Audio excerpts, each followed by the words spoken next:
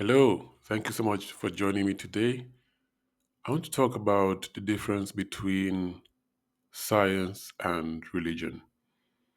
So let's take science first. There are three main parts in science. So, what is science? Science is the best explanation of the physical world in which we live. Yeah. Some of the characteristics of science is that it is recordable, it is repeatable, and it is falsifiable. Recordable, can be documented.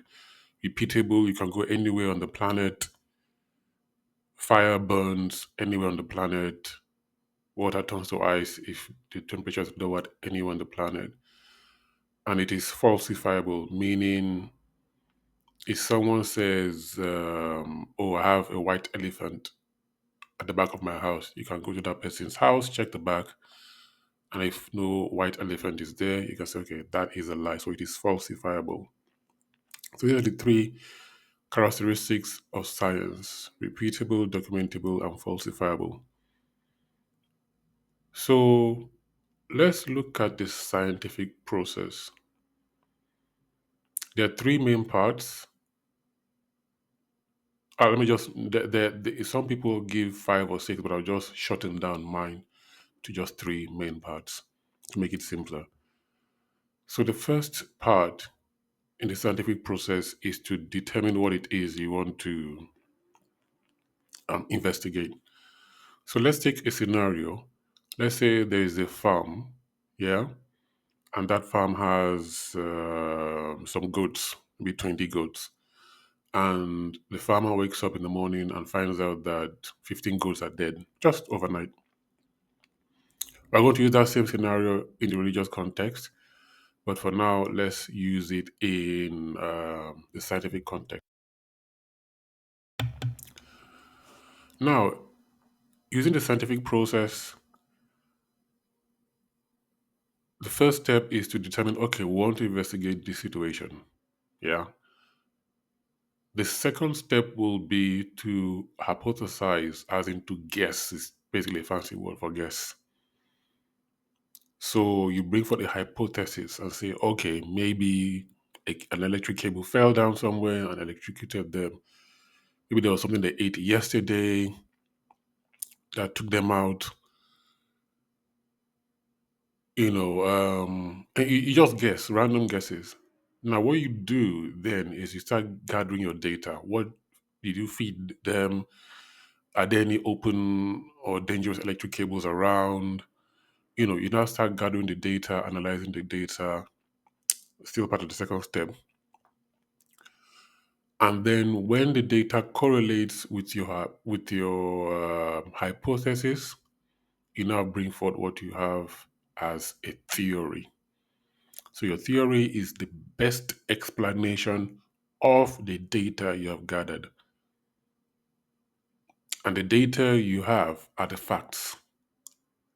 So it is a fact that 15 sheep or 15 goats, sorry, are no more. It is a fact that they were alive yesterday, but they are no more today. These are the facts. You now bring forth theories to try and explain those facts.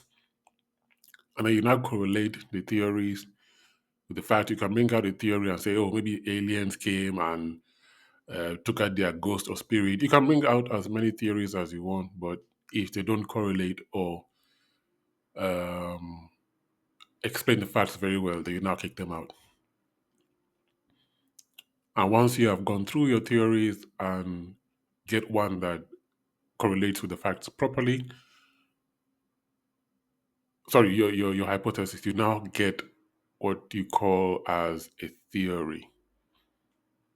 Now, a theory in the scientific parlance is the highest, I don't know what to call it, mindset. You can't go anything above a theory because a theory is the best explanation of that which we can observe, which is more or less what science is. Yeah. So the first one is we determine what we want to investigate. Second one is we bring forth hypotheses, which is wild guesses. Yeah. And then correlate those hypotheses with the data.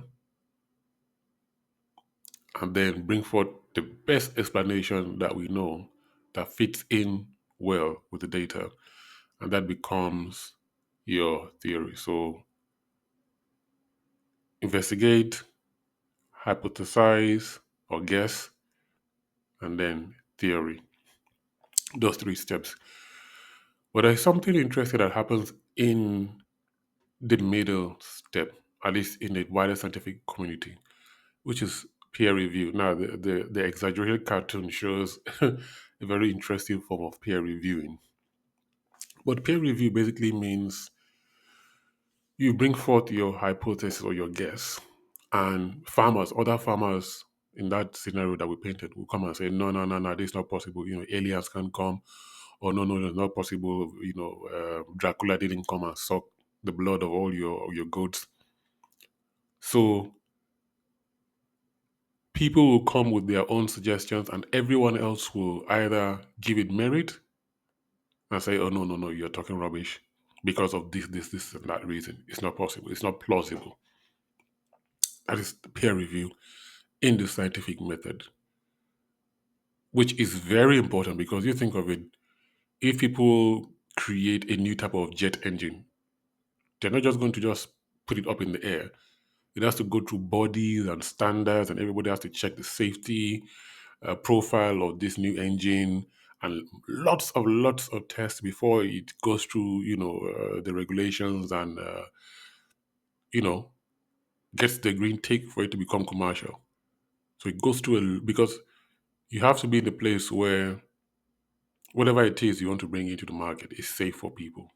So the scientific process is necessary. Same thing in food. I mean, it's not perfect. Let's be honest. Yeah, you have Jaguar and all these auto manufacturers recalling cars for defects and all that. It's not perfect, but it's the best that we can do at the moment. So this is a scientific process. You choose what you want to investigate. You guess what it is. Second part. You now correlate your guesses with the data or the facts, and whatever best explanation you have becomes your theory. So that is a scientific method. Excuse me. And it has served us well thus far. Yeah? Okay, let's go into a religious fictitious scenario. Same farmer, same 20 goats. In a religious setting, the farmer wakes up in the morning, 15 goats are no more. In the religious world, the farmer will say, oh, the demons have taken my goats, or I upset my God. Yeah?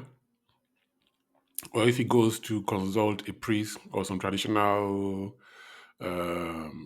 spiritual person, the person will say, oh, look, you need to bring maybe 3 cowries, you need to bring this, you need to sacrifice this to appease the God so that this tragedy doesn't befall you again.